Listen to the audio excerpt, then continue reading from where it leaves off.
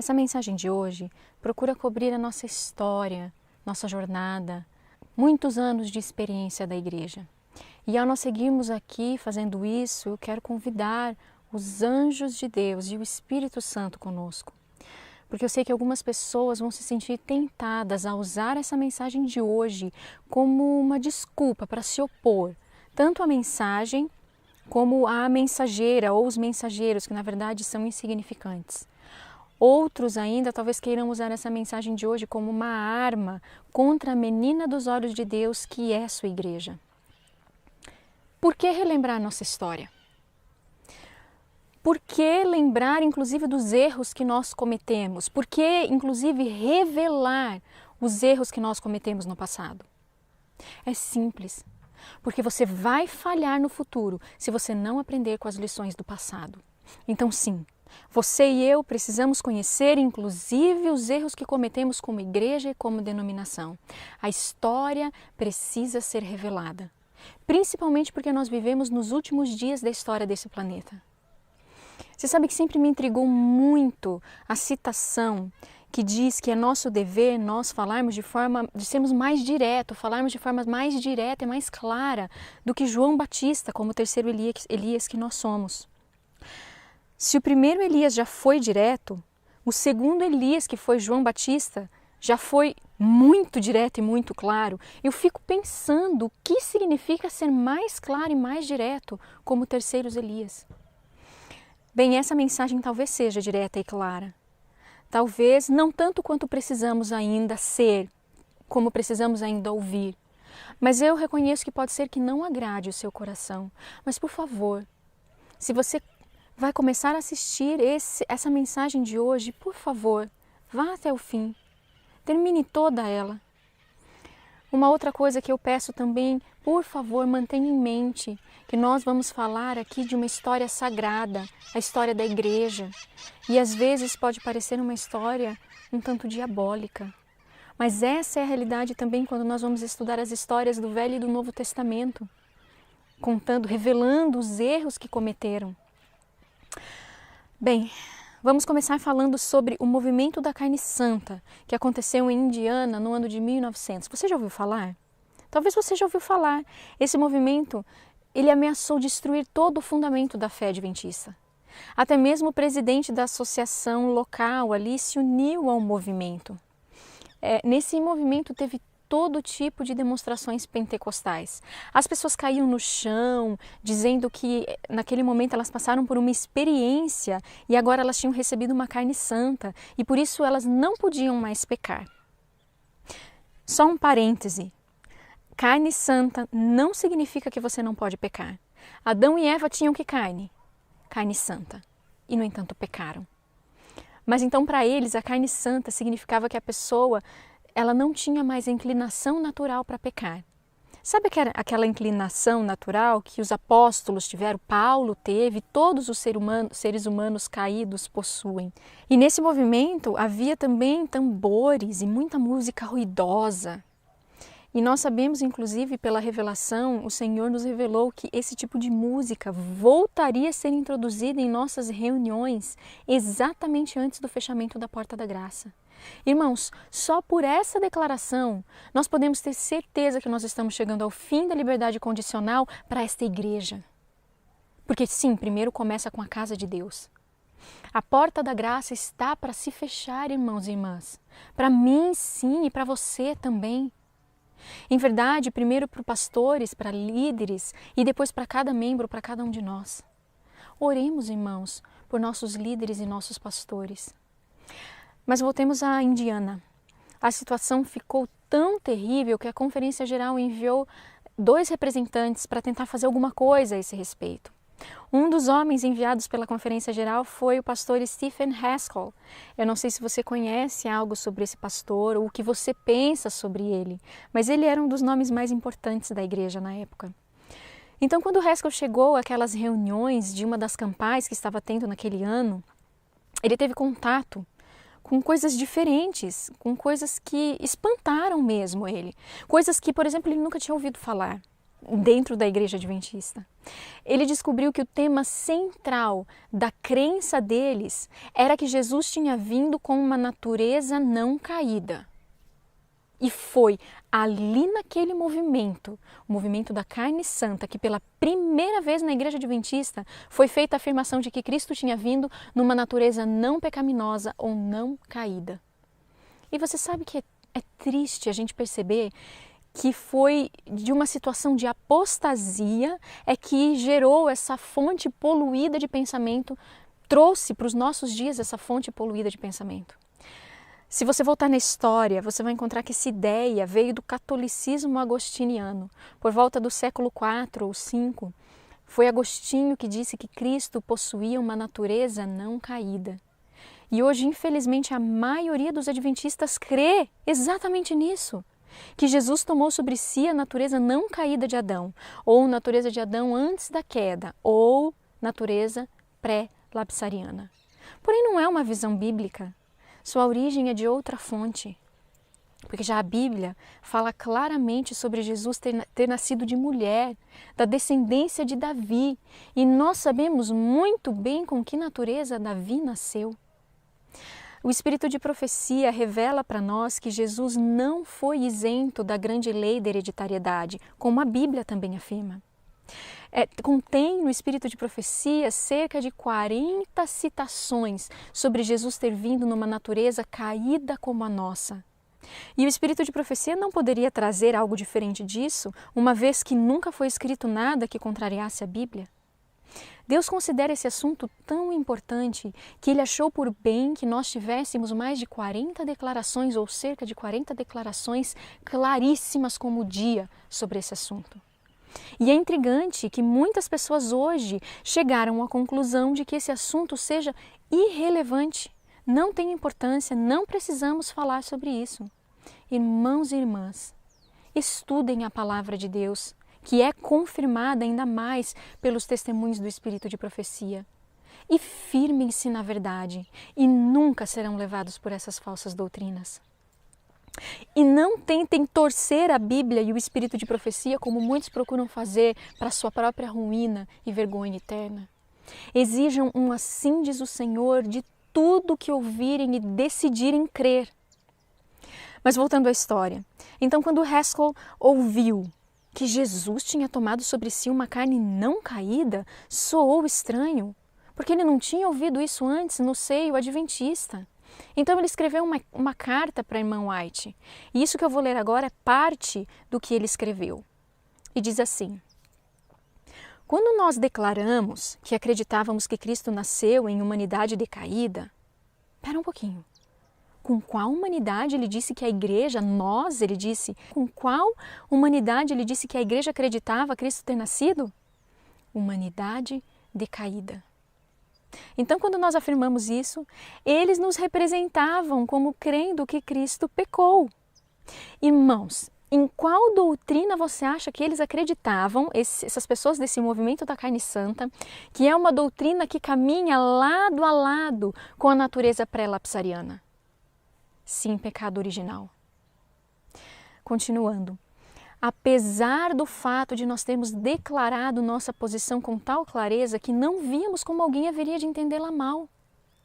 Irmãos, é diferente hoje?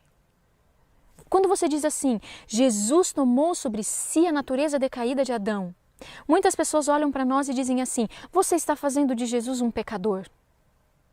E é por isso que a teologia de Agostinho, de Cristo ter vindo com uma natureza santa, acabou levando a uma outra falsa doutrina não bíblica, a Imaculada Conceição, que foi o Papa Pio IX, em 1854, que fez aí essa falsa doutrina.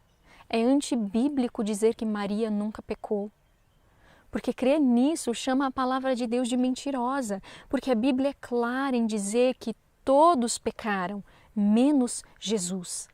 Bem, mas vamos continuar lendo a carta que ele escreveu para a irmã White. Então, quando nós declaramos que acreditávamos que Cristo nasceu em humanidade decaída, eles nos representavam como crendo que Cristo pecou, apesar do fato de termos declarado nossa posição com tal clareza que não víamos como alguém haveria de entendê-la mal. Agora raciocine comigo. Isso aconteceu em 1900. Então quer dizer que nós estamos ouvindo hoje os ecos dessa heresia que já faz 100 anos que surgiu aí no seio da igreja e foi reconhecida como heresia, um movimento que foi reconhecido como um movimento de heresia. As pessoas sempre nos fazendo parecer como se nós estivéssemos fazendo de Jesus agora um sacrifício imperfeito por ter assumido nossa degenerada humanidade.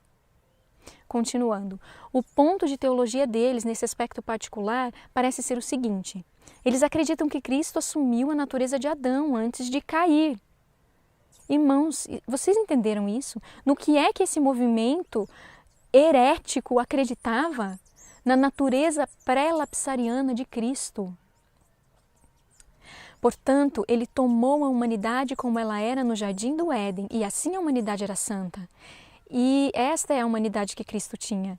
E agora, dizem eles, chegou um momento específico de nos tornarmos santos nesse sentido, e então teremos fé transladativa e nunca morreremos. Agora note bem, irmãos, raciocinem comigo. Se Haskell tivesse errado, o que é que vocês acham que a irmã White responderia para ele? Certamente ela teria respondido: mas você está errado. Eles estão certos, o que eles creem está certo. Mas ela nunca disse isso. Os nossos líderes da época se posicionaram contra essa heresia, contra esse erro agostiniano e católico, que veio da teologia evangélica, de uma teologia reformada vinda de Calvino. Nossos líderes se posicionaram e, por terem se posicionado, esse absurdo herético foi deixado de lado. E a geração que nasceu por volta ali dos anos 1930 e chegou até a década de 50, nunca tinha ouvido falar em outra posição, a não ser que Cristo tenha tomado sobre ele a nossa natureza caída ou a nossa natureza pecaminosa. Na verdade, se nós pararmos para pensar, ele nem poderia ter morrido, porque ninguém na história morreu numa carne sem pecado. Adão e Eva se tornaram mortais por terem perdido a sua carne santa. E Cristo teve de perdê-la também, por mim e por você, para nossa salvação. Ele foi feito pecado por nós. Caso contrário, ele não poderia morrer. Hebreus deixa isso muito claro.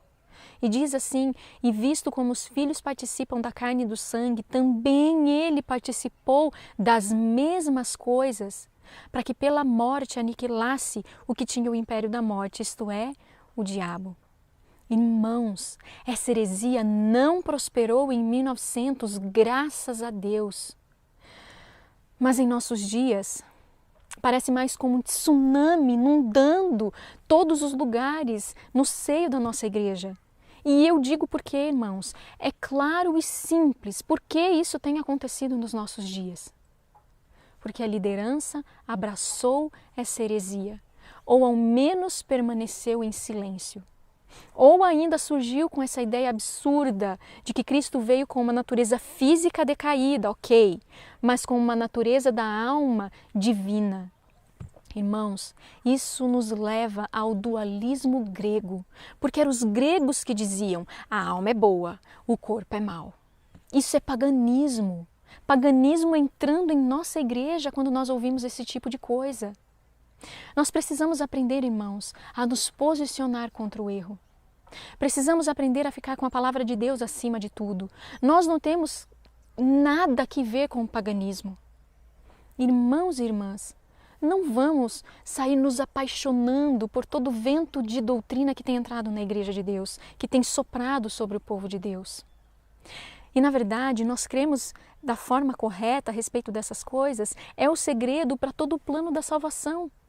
Se você assume uma posição errada sobre a natureza que Cristo tomou sobre si e você diz assim que ele não veio com uma natureza caída como você e como eu, você destrói tudo que é importante no plano da salvação. Jesus só pode então ser o nosso substituto, mas nunca será o nosso exemplo em como viver, em como vencer. Mas vamos avançar um pouco e falar de uma outra situação.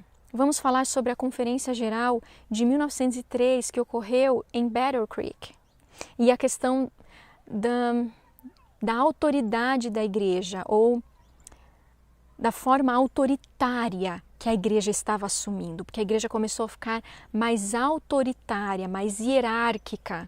E se você estudar um pouco da história e do que aconteceu em 1888, você vai entender por que a igreja começou a sentir necessidade de ficar mais autoritária e mais controladora.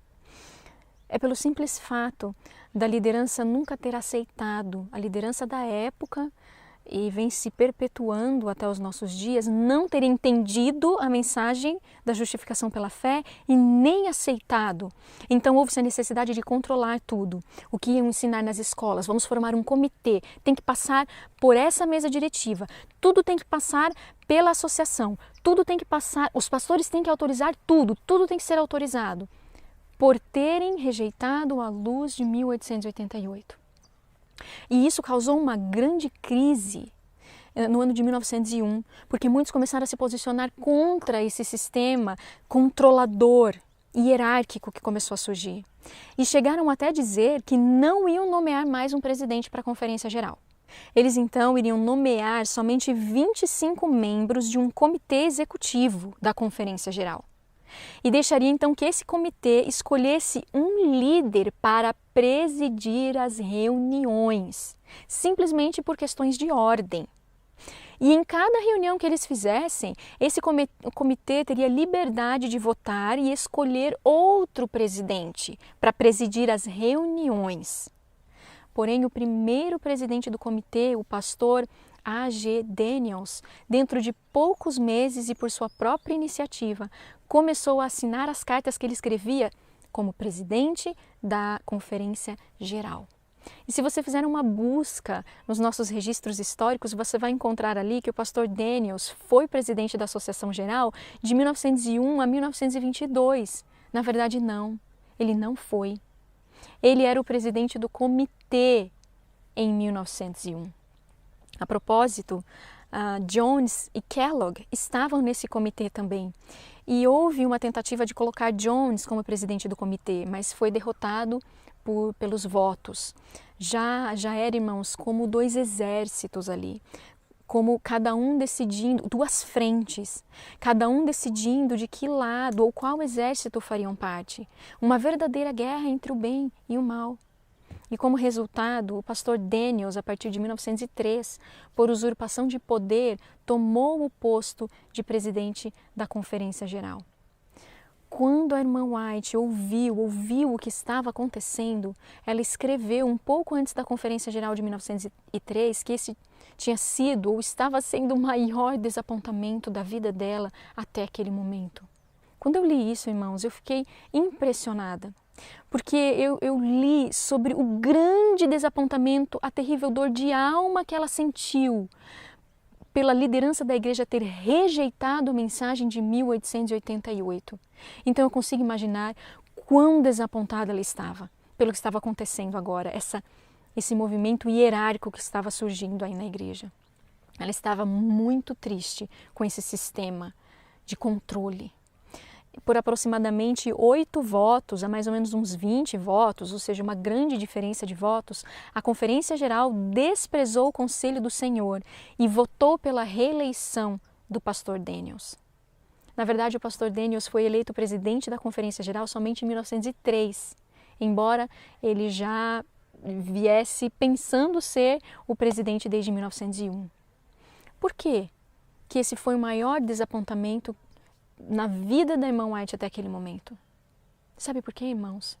Porque ela estava olhando para nós hoje. Porque o maior erro que o povo de Deus está cometendo hoje é o mesmo erro que os judeus cometeram. Qual é esse erro?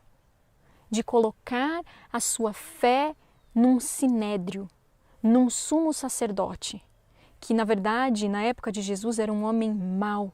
E nós sabemos que não será encontrado no reino do céu. A confiança que eles depositaram num homem, em Caifás, era maior que a confiança que eles deveriam ter nas palavras de Jesus, o nosso Salvador. E isso também ocorreu no desenvolvimento do catolicismo, quando a fé foi colocada sobre um bispo de Roma. Então a irmã White viu o tamanho perigo do que estava acontecendo. Ela viu o terrível problema que estava se formando, que estava sendo trazido para dentro da igreja. E eu sei que muitos adventistas hoje, muito embora não admitam isso ou não tenham se dado conta ainda, mas acreditam que uma palavra da Conferência Geral vale mais do que 1000 palavras que vêm de Deus, ou seja, é a própria palavra de Deus. Quantas vezes nós somos confrontados e questionados em nossos dias hoje sobre é isso que a Conferência Geral pensa, essa é a posição oficial. Mas, meus queridos irmãos, o que é que Deus pensa? Onde está um claro assim diz o Senhor? Na verdade, se nós formos seguir esse mesmo padrão, esse mesmo princípio que aconteceu no primeiro século, que nós chamamos de era cristã, os tempos de Jesus, nós cairemos no mesmo engano, no mesmo erro, e nós correremos o risco de seguir um sinédrio e de seguir um Caifás.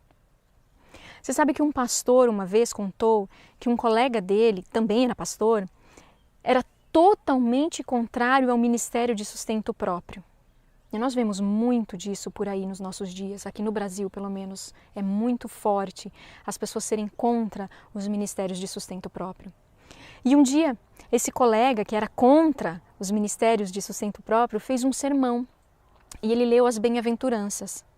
No dia seguinte ele se encontrou com o colega pastor e falou para ele, olha, eu fiquei chocado por você ter lido as bem-aventuranças no seu sermão ontem.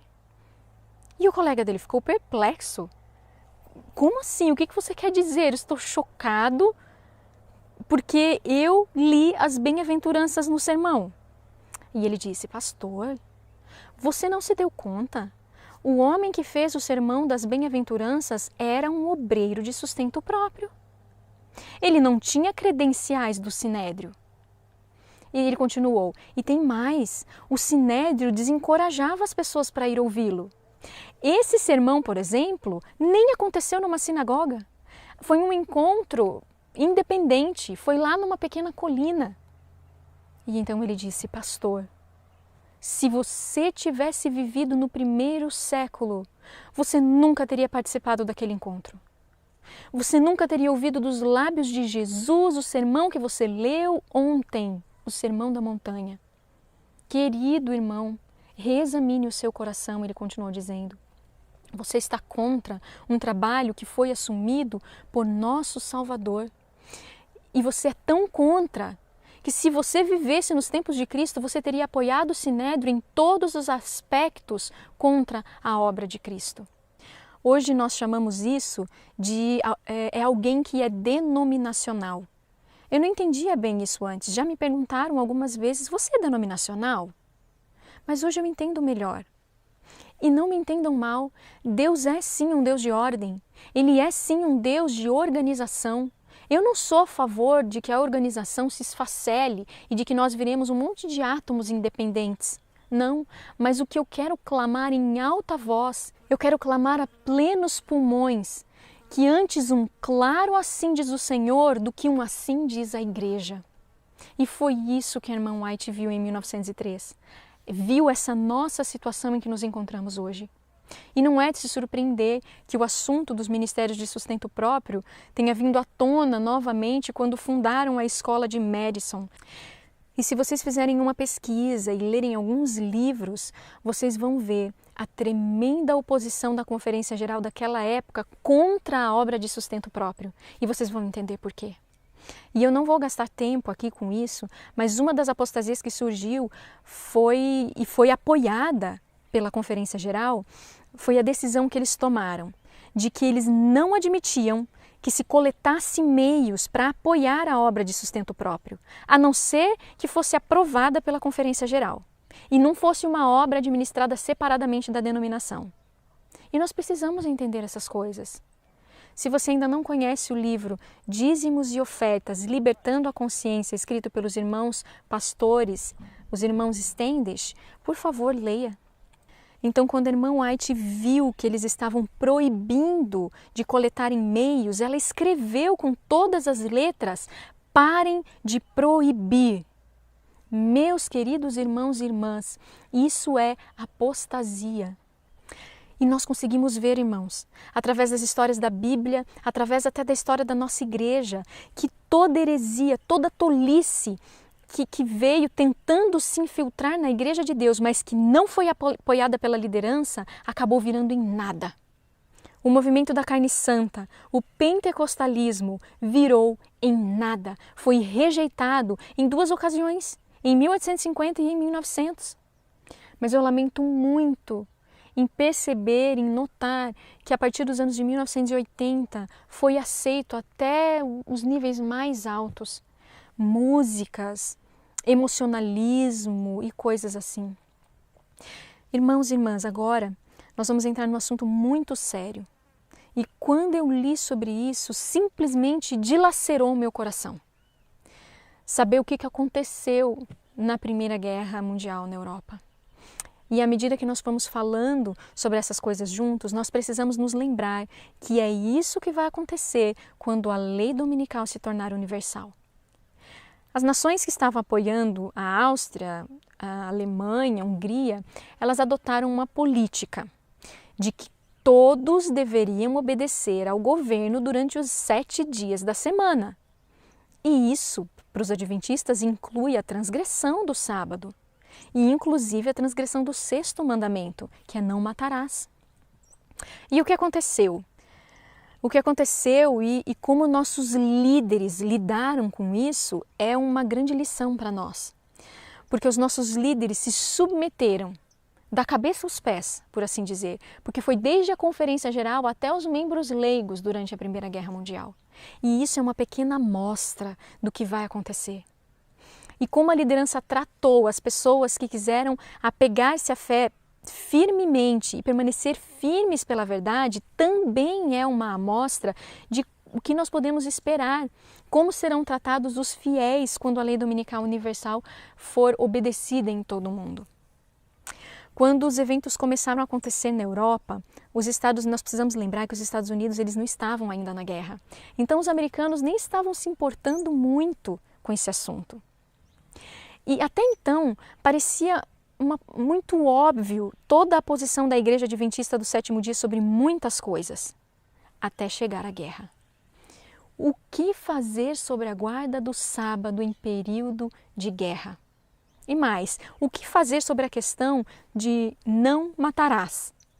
A questão de usar armas e possivelmente, em algum momento, ter que atirar e matar pessoas. Os países da Europa já estavam lidando com essas questões.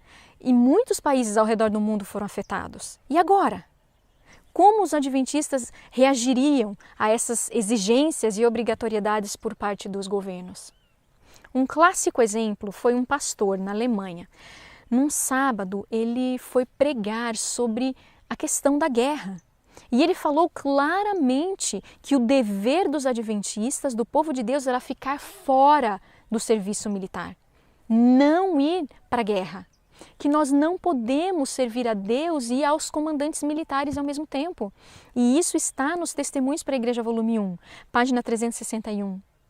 E ele dizia, devemos ficar milhares de quilômetros longe do serviço militar. E em comparar esse conselho e pensar que nós temos, quem sabe, milhares de jovens adventistas servindo no exército, é muito triste. Mas nós fomos conduzidos a esse tipo de comportamento pelas decisões que tomamos no passado. Nós fomos ensinados, como se nós tivéssemos sido ensinados, que sob tais circunstâncias, em guerra, os princípios mudam. E então as pessoas que estavam assistindo ao sermão, elas diziam amém, amém. E elas saíram dizendo que sermão maravilhoso, era a palavra de Deus, ficaram encantadas e maravilhadas e reconheceram que era a vontade de Deus. Na semana seguinte, o mesmo pastor se levantou, tomou o púlpito e estava tentando agora convencer as pessoas de que elas deveriam ir para a guerra. O mesmo pastor. As pessoas mal podiam acreditar. Elas chegaram a pensar que o pastor delas tinha ficado louco, tinha perdido a consciência. Mas o que elas descobriram depois foi que ele tinha recebido ordens da União Europeia ou Divisão Europeia. E a ordem havia vindo do mais alto nível da liderança da igreja alemã. E a igreja, a liderança da igreja, tinha até escrito uma carta, um comunicado para o governo alemão, dizendo que a Igreja Adventista do Sétimo Dia ia servir nessa guerra como qualquer outro alemão, com lealdade, em nome da pátria amada, e que eles serviriam até mesmo aos sábados, se isso fosse necessário. Isso foi em 1914. E então o povo se dividiu. Alguns aceitaram, a grande maioria, e outros não. E os que não aceitaram, irmãos, muitos acabaram sendo presos. E muitos até perderam a vida. Mas por toda a Europa havia um pequeno grupo que se recusou a quebrar o quarto e o sexto mandamento. Um pequeno grupo de adventistas do sétimo dia. Pessoas fiéis, dedicadas.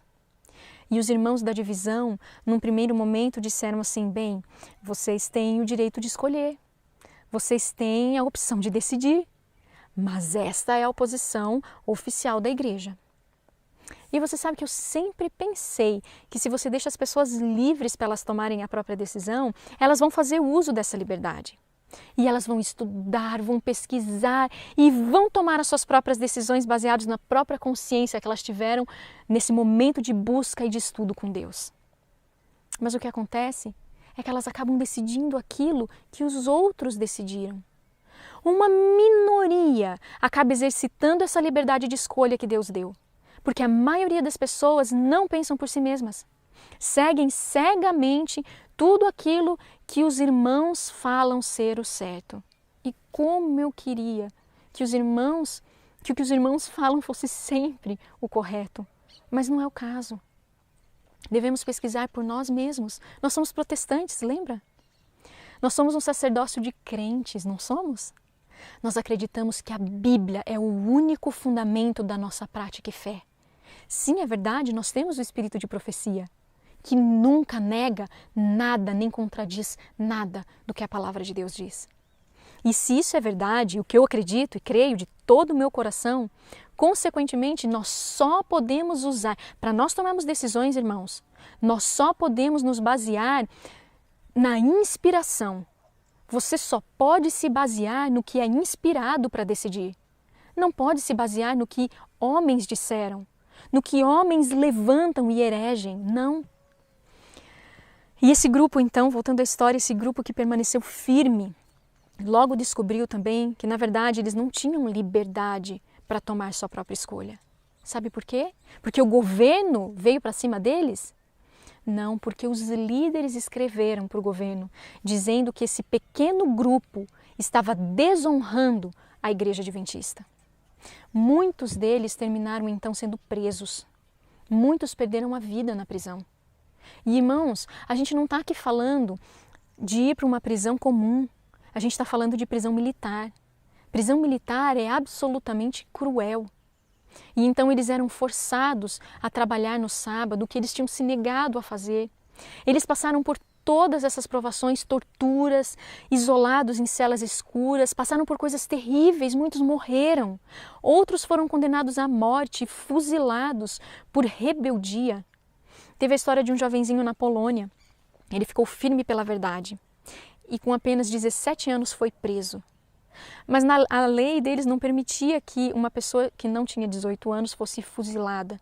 E então eles esperaram que ele completasse 18 anos e no dia do aniversário dele, eles o fuzilaram. Esses foram adventistas fiéis. Um outro jovem, um jovem de 19 anos, ele foi preso por ter se recusado a ir para o exército. E ele contou que da igreja dele, 4 jovens permaneceram fiéis.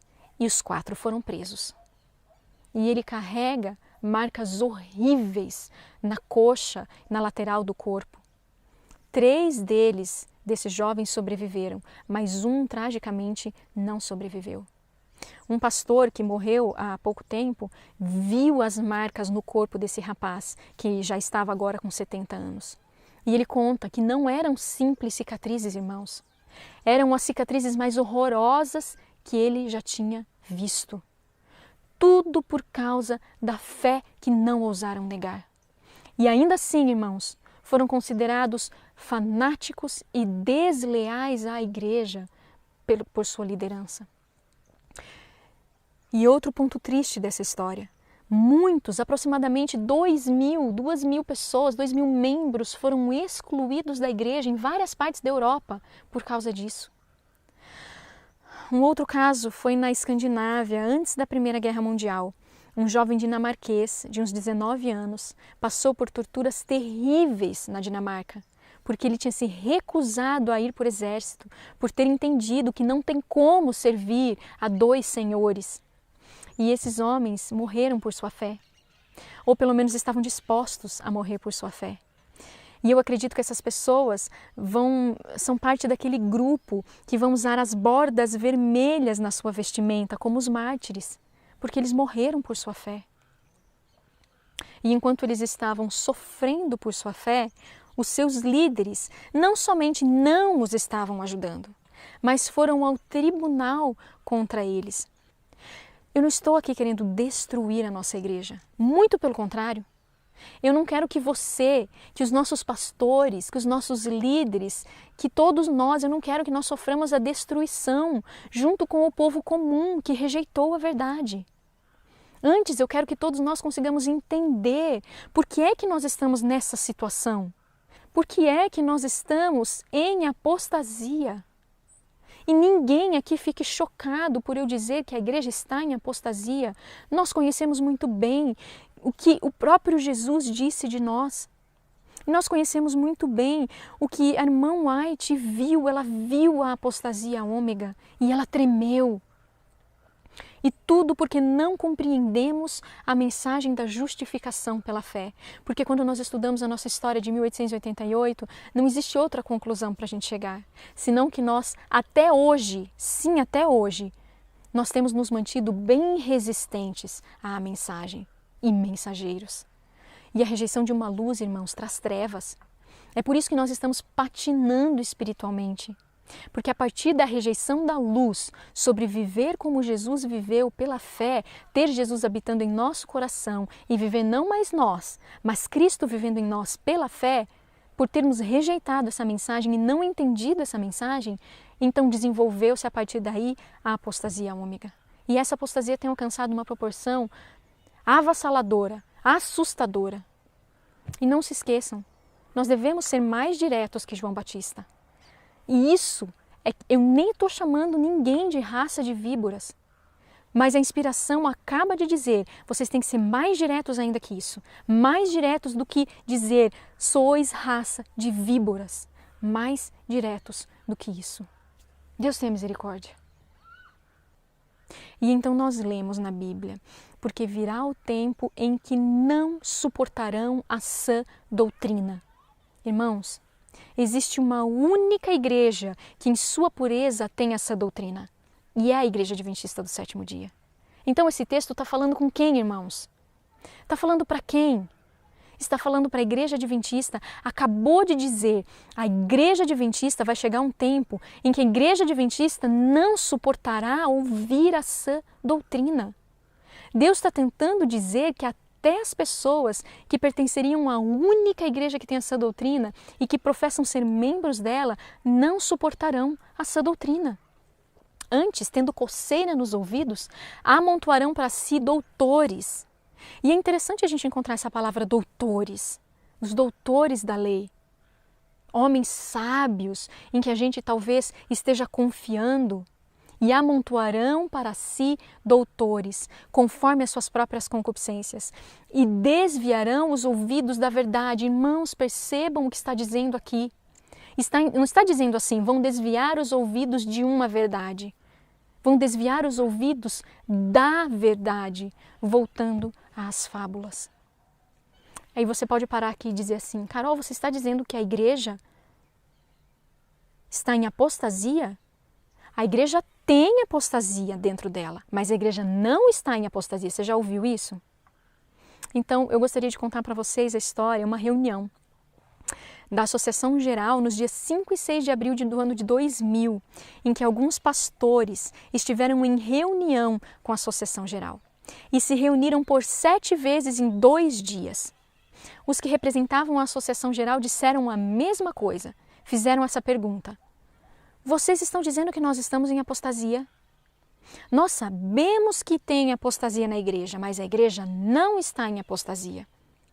E então um dos pastores que estava ali apresentando toda a nossa situação da nossa igreja diante da conferência geral, disseram assim: escuta, vocês estão dizendo que vocês sabem que tem apostasia dentro da igreja, ou seja, é do conhecimento de vocês que há apostasia na igreja, mas a igreja não está em apostasia. Ok.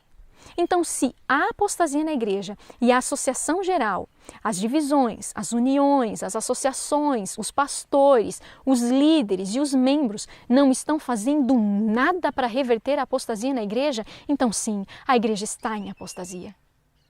E esse é o nosso problema. Nossa liderança, o nosso povo, parece que não consegue conceber a ideia de que a igreja sim está em apostasia. E isso dói. Os hebreus, em sua época, também não conseguiam aceitar isso. Aí Cristo veio e mostrou claramente que eles estavam em apostasia. E então o crucificaram. Meus queridos irmãos e irmãs, a nossa igreja está hoje cheia de fábulas, cheia de questõezinhas e de coisinhas que não têm credencial divina, não é do comando divino. E eu quero falar um pouco mais das lições sobre a guerra, e eu quero que vocês se lembrem que é importante a gente saber isso, porque é como um aviso prévio, um protótipo do que vai acontecer de novo. Porque aqueles que de fato decidirem ficar firmes pela verdade serão pressionados e muitas vezes até forçados, porque não haverá a questão da liberdade da consciência. Assim como muitos foram forçados a se unir ao exército e a quebrar o 4º e o 6º mandamento, mas os irmãos conscienciosos tiveram que se posicionar, assim acontecerá novamente. E eles no passado, nesse contexto da guerra, tiveram que se posicionar mesmo enquanto a liderança da União Europeia, pastor e secretário ali, ambos tinham escrito para o governo alemão dizendo que a igreja e os seus jovens obedeceriam ao comando dos líderes militares. E da mesma forma que o resto dos alemães.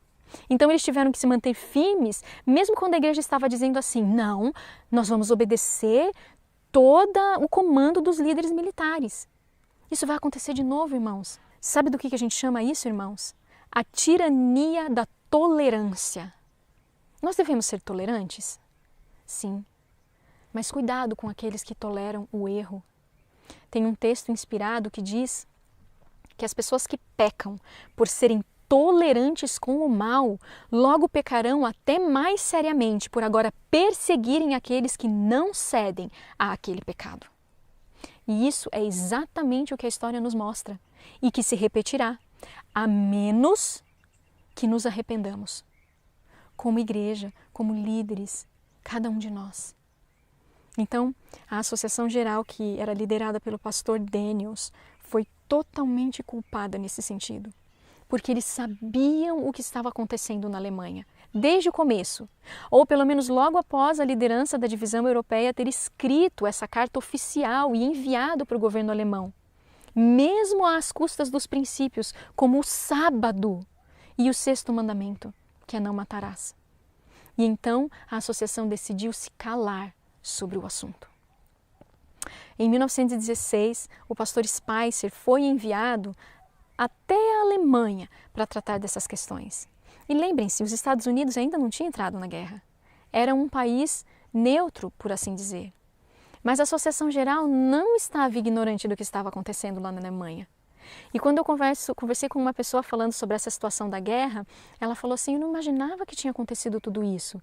Eu fiquei sabendo, sim, disso que aconteceu, mas eu imaginei que fossem pontos isolados, não algo que a igreja estivesse sabendo. Sim, irmãos, a igreja sabia, a Associação Geral sabia o que a divisão europeia estava fazendo, comprometendo esses princípios inegociáveis. E mais, irmãos, em 1920, o presidente, o pastor Daniels, foi para a Alemanha. Porque naturalmente aqueles jovens que tinham sofrido tanto e tinham sido agora excluídos da igreja, eles pensavam assim: a Associação Geral vindo aqui vai desfazer a nossa exclusão. Vai desfazer o que a nossa divisão aqui tem feito conosco. Porque, afinal de contas, eles foram excluídos por não querer quebrar o 4º e o 6º mandamentos. E ao que tudo indicava, a liderança alemã parecia pensar que os 10 mandamentos se referiam somente aos tempos de paz e que não tinham nada a ver com tempos de guerra. Por isso, quando alguns decidiram se posicionar pela verdade, ficaram numa posição parecendo que estavam contra a igreja de Deus. Irmãos, vocês pararam para pensar que loucura isso? E eu não posso deixar de notar as semelhanças que existem conosco hoje.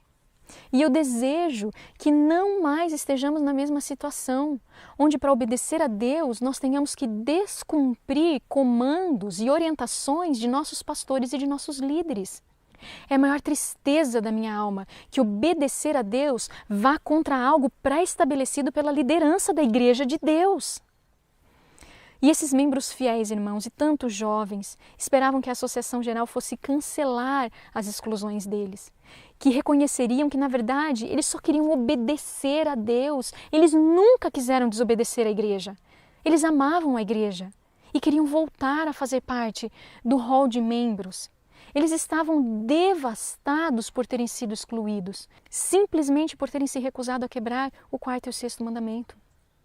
E é claro, se você quebra um mandamento, você quebra todos.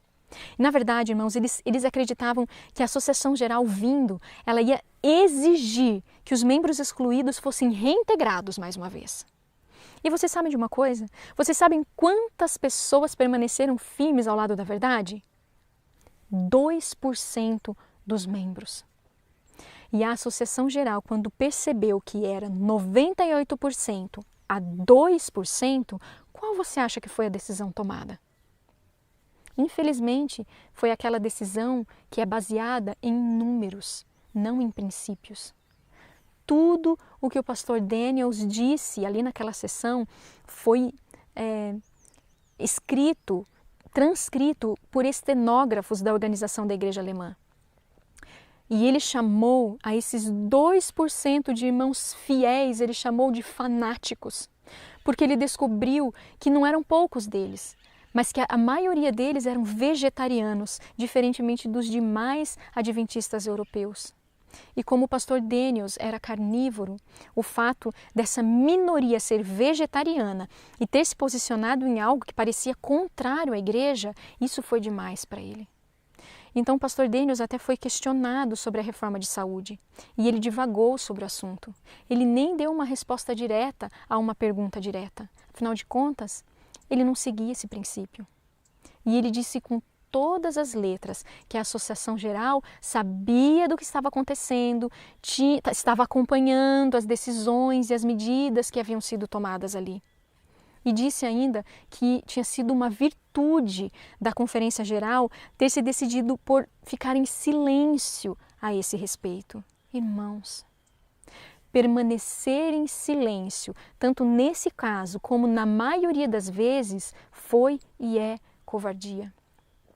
Então você pode imaginar a decepção desses irmãos esperançosos de que tudo seria resolvido, de que seriam aceitos de novo na igreja. Que decepção! E é claro que o principal argumento foi: como é que nós, que nem estamos na guerra, vamos estabelecer medidas para os outros? Irmãos e irmãs, em nome de Jesus, se posicionem pela verdade. Se posicionem pela verdade. E essa apostasia foi apoiada, ou pelo menos nada foi dito para assustar esse erro. E esses irmãos tentaram por 7 longos anos conseguir sua membresia de volta. E eu não sei se vocês sabem, mas alguns deles fundaram a Igreja Adventista do Movimento da Reforma. Irmãos, é por nossa culpa que eles se viram obrigados a fazer isso. E eu não estou aqui dando desculpas, não há desculpas para isso. E eu não pretendo me unir à Igreja do Movimento da Reforma. Mas meus irmãos e minhas irmãs, por 7 anos, eles tentaram ter sua membresia de volta. E não conseguiram. Irmãos, isso corta o meu coração. Isso corta o seu coração, irmãos. O meu está despedaçado em saber dessas coisas. Uma vez, 2 desses que tinham sido excluídos foram até a Conferência Geral em 1922 para tentarem ser ouvidos. Mas eles foram recusados. Se recusaram a ouvi-los na Conferência Geral de 1922. E essa situação nos conduziu a mesmas decisões na Segunda Guerra Mundial. E agora nós temos na nossa história esse padrão. E nós temos na nossa história esse trágico relato vergonhoso de que a liderança da Igreja Adventista do Sétimo Dia estava como que escravizada a Adolf Hitler. Se nós tivéssemos uma guerra aqui no Brasil agora, seria diferente? Ou será que nós quebraríamos o quarto e o sexto mandamento? Queridos irmãos e irmãs, lembrem-se, quando nós estivermos passando pelo desafio das leis dominicais, será que nós seríamos apoiados por nossa organização? Será que nós seremos excluídos por ela? Será que a Bíblia nos fala alguma coisa sobre sermos traídos por nossos irmãos? Sim, Jesus nos avisou, nós seremos traídos por nossos irmãos. Nós precisamos estar orando agora, porque se nós não estivermos firmes agora, nos posicionando pela verdade agora, irmãos, nós nunca o faremos. E agora eu gostaria de entrar num outro ponto da nossa história. Sabe quando a gente lê nos testemunhos as declarações dizendo que nós estamos fazendo exatamente o mesmo que a igreja antiga fez? A mesma dura cerviz, a mesma incredulidade, a mesma cegueira, a mesma atitude, o mesmo orgulho. Parece que a gente não consegue entender. Mas o que nós estamos vendo em nosso meio, nos dias de hoje, a maioria de nossos líderes de associação, de nossos pastores, de nossos membros, possuem em si a mesma atitude que no passado crucificou Jesus. Vamos falar da Conferência Bíblica de 1919, que foi uma desgraça. Em 1919 foi feita uma conferência bíblica para professores de Bíblia, ou como muitos gostam de chamar hoje em dia, os teólogos. Mas então foi feita essa conferência bíblica para professores de Bíblia, para professores de História, editores das nossas maiores revistas e para alguns de nossos líderes da Associação Geral e outras organizações maiores. Mas vamos abrir um parêntese aqui. Por que eu disse professores de Bíblia e não teólogos? Estudando sobre esse assunto eu entendi melhor. Existe uma diferença. Um professor de Bíblia é aquele que ensina as Escrituras. Simples assim. Abre a Bíblia e ajuda a pessoa a compreender melhor a Bíblia. E é tudo o que nós precisamos para levar pessoas para Deus. Já os teólogos se colocam como fontes a serem consultados. Entendeu a diferença? Nunca foi a intenção de Deus em que os teólogos nesse sentido existissem, porque é mais ou menos assim. O que a Bíblia quer dizer? A pessoa abre a Bíblia. O que a Bíblia quer dizer nesse ponto aqui, nesse verso? O que será que ela quer dizer? Ah, simples, vamos ver o que o teólogo X diz sobre o assunto. Ou seja, a teologia é frequentemente ideias de homens sobre o que a Bíblia diz. Ou, em outras palavras, fontes secundárias. Irmão, irmã, vá direto à fonte primária. Não falem o que os nossos pastores dizem, ou ele crê assim, o teólogo tal crê assim, mas é maravilhoso, ele estudou tanto, PhD, e ele estudou tanto sobre esse assunto, a gente não tem tempo de estudar, mas eles estudam tanto, isso é maravilhoso. Ah, não. Você deve ir para a palavra de Deus. E nós precisamos de professores de Bíblia, não de teólogos nas nossas escolas, nas nossas faculdades, nas nossas universidades, nem nas nossas igrejas. Mas voltando à Conferência Bíblica de 1919. O propósito dessa conferência era ter certeza de que nós estávamos falando a mesma língua em questões doutrinárias importantes. Contudo, muito do diálogo das reuniões acabou sendo sobre o dom profético de Ellen White, sobre a autenticidade do espírito de profecia e que posição o espírito de profecia ocupava na igreja. E todos esses registros dessa conferência bíblica acabaram sumindo, desapareceram. Mas nos anos de 1950, os registros foram recuperados e tudo o que foi dito naquela reunião pôde ser lido. Então, alguns educadores, alguns pastores, alguns líderes tiveram acesso àquele manuscrito, foi escrito então em forma de um manuscrito, aquelas reuniões. Um dos líderes, presidente de uma das nossas universidades, recebeu esse manuscrito e leu. E ele contou em diferentes ocasiões os relatos do que aconteceu. E esse é o relato dele. Ele diz assim: eu nunca tinha ouvido tanta conversa sem nexo até quando eu li esse material. E isso, irmãos, incluía o presidente da associação, o pastor Daniels. de tão terrível que estava o teor dos questionamentos e comentários sobre o espírito de profecia, o presidente teve que dizer por 2 vezes, ele teve que se levantar e dizer: eu espero que ninguém aqui esteja dizendo que eu não tenho confiança no espírito de profecia. E então as pessoas diziam: não, não. E no entanto, hoje em dia, a gente se pergunta, por que nos nossos seminários e faculdades de teologia está do jeito que está hoje? Por que eles saem, os novos formandos saem com uma visão cética, questionando tudo, como se não houvesse uma verdade absoluta? A Conferência Bíblica de 1919 lançou as bases para esse tipo de comportamento. Abriu as portas para uma nova forma de ler o espírito de profecia. Olha, você tem que interpretar. Se você lê assim, entenda-se assim. E eles foram fundo na incredulidade e ceticismo, lançando dúvidas sobre o espírito de profecia. E eles diziam assim: olha, isso aqui, a irmã White estava certa. Agora, isso aqui, ela já estava errada. Que tristeza. Em 1980, o pastor Pearson, que é um ex-presidente da associação, ficou sabendo do conteúdo da Conferência Bíblica de 1919. Ele não podia acreditar. Ele leu a transcrição toda e ele ficou chocado. Ele era um homem de Deus. Com uma fisionomia triste, disse ao colega que havia mostrado a transcrição: eu gostaria que muitas coisas ditas pelo irmão Daniels nunca tivessem sido ditas. E continuou dizendo: quando eu vejo líderes traindo nossa confiança, é mais do que posso suportar. É tão difícil. E a Conferência Bíblica de 1919 foi o início do que nós chamamos hoje de agnosticismo, que temos encontrado nas faculdades e universidades adventistas de hoje em dia. E nos colégios também, e às vezes até nas escolas fundamentais. Quando eles perceberam que os líderes não se posicionavam de maneira decidida, então se sentiram à vontade para ir até as nossas instituições e ensinar tudo que é coisa que era de Satanás e não de Deus. E isso é trágico. É trágico que nós tenhamos em nossa história páginas tão terríveis assim. E as pessoas costumam dizer: é errado falar. A obra é de Deus. Ele está no controle de tudo. Ele vai colocar cada coisa em seu lugar. Glórias a Deus, porque isso é verdade.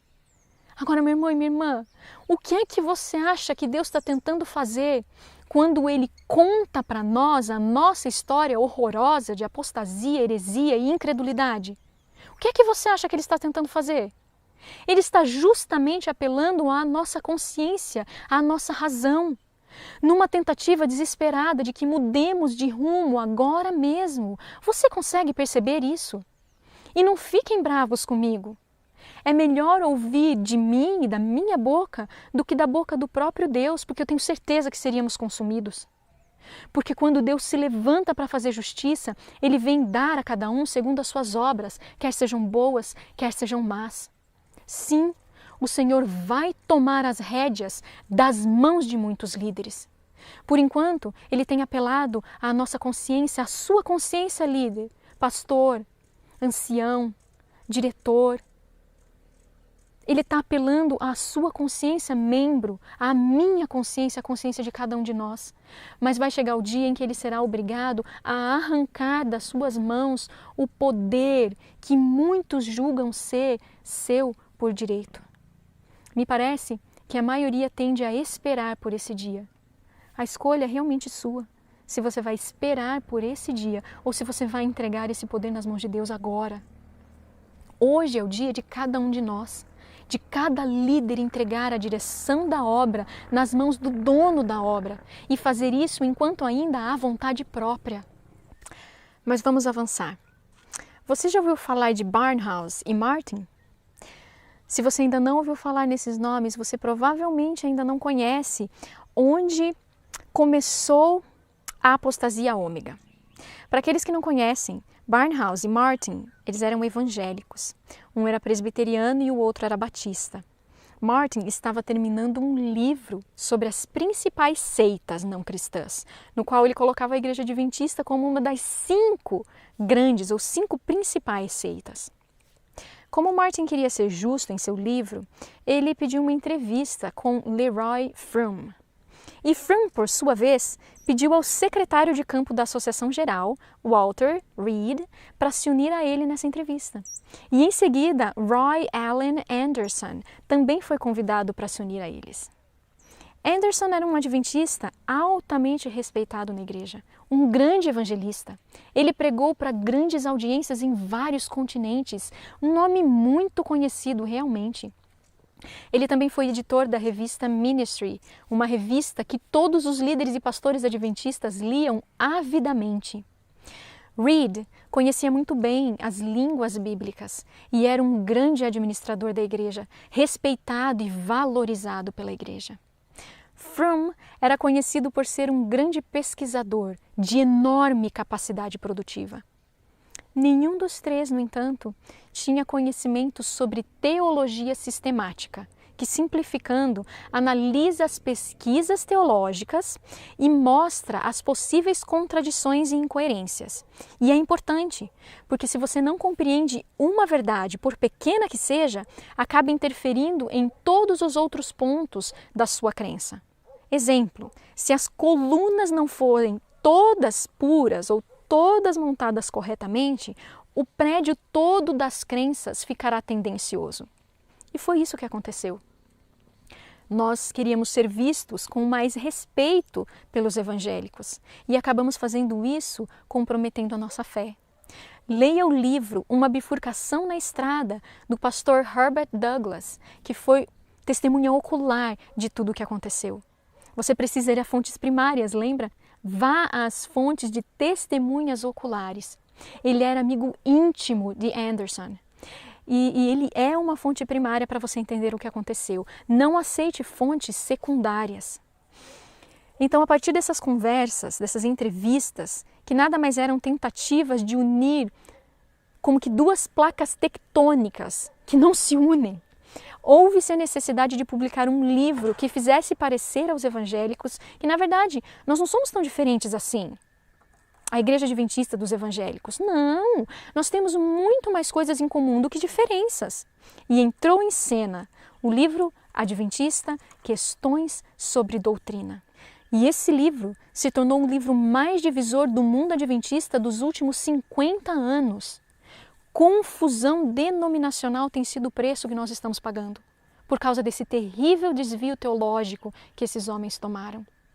E os que não veem dessa forma, não conseguem entender dessa forma, é porque ainda estão em coma histórico-teológico. Aliás, Desmond Ford, que é um nome bem conhecido na nossa história, que trouxe a nova teologia para dentro da igreja, foi um produto desse desvio teológico que surgiu dessa tentativa de agradar os evangélicos. E ele, por ser um homem inteligente, consistente, coerente, fez uma análise sistemática, o que aqueles três líderes não conseguiram fazer.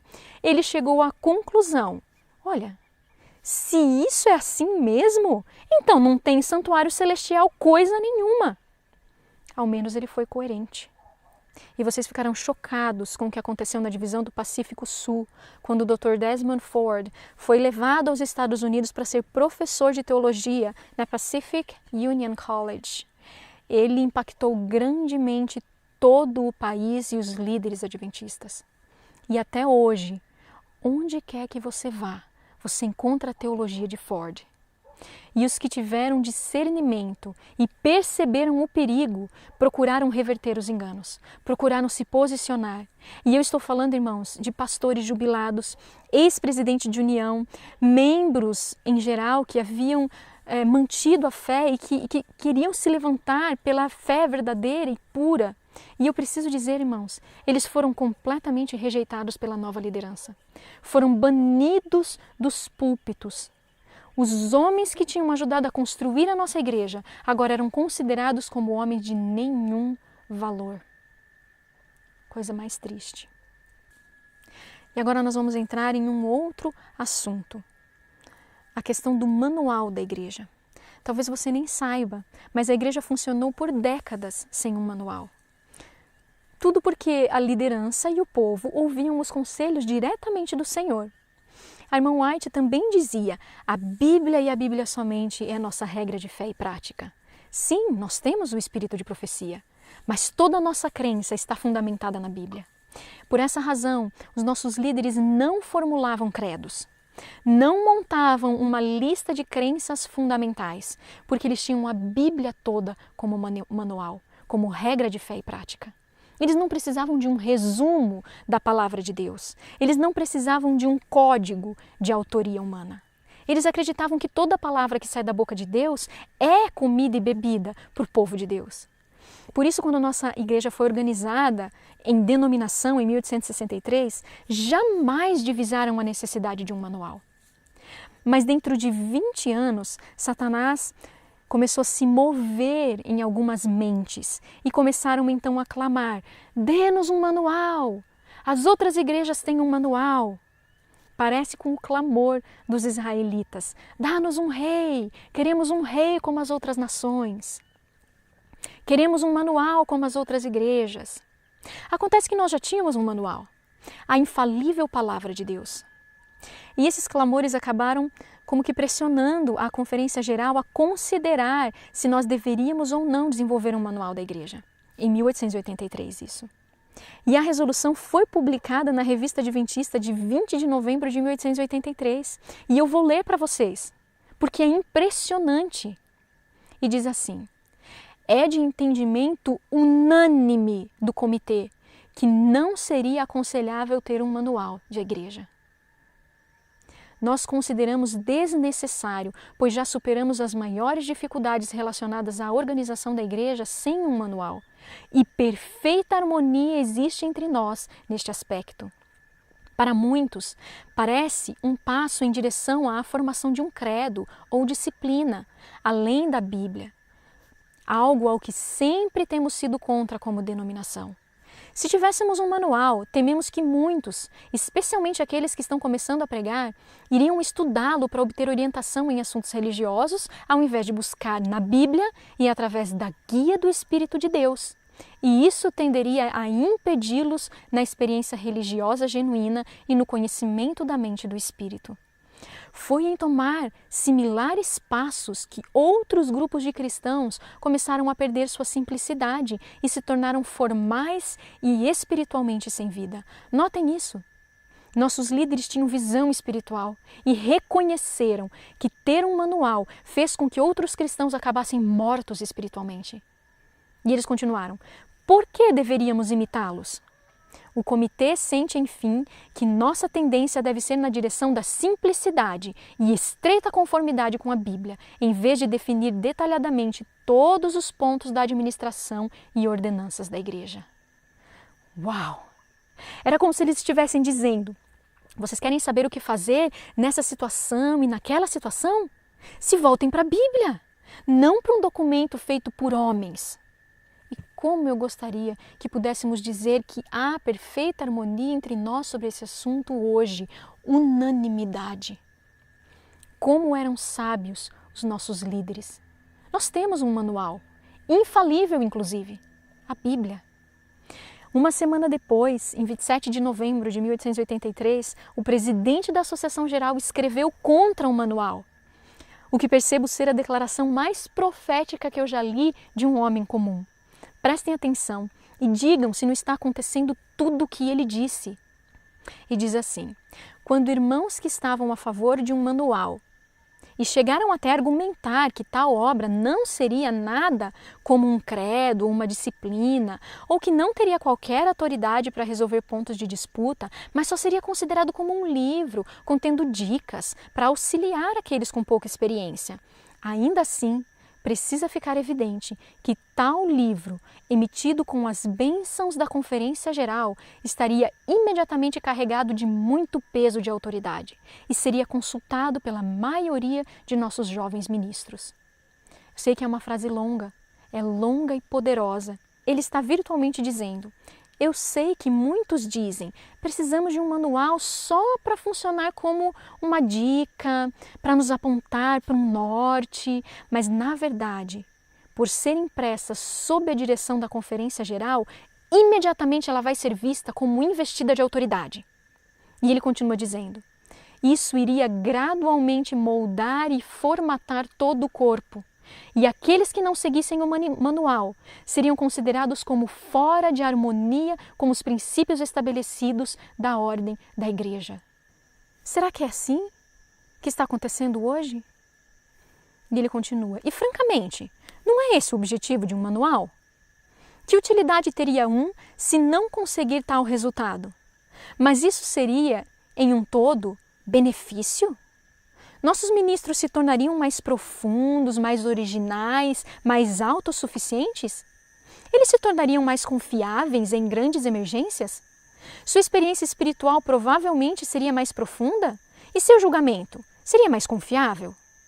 Nós pensamos a tendência ser totalmente oposta.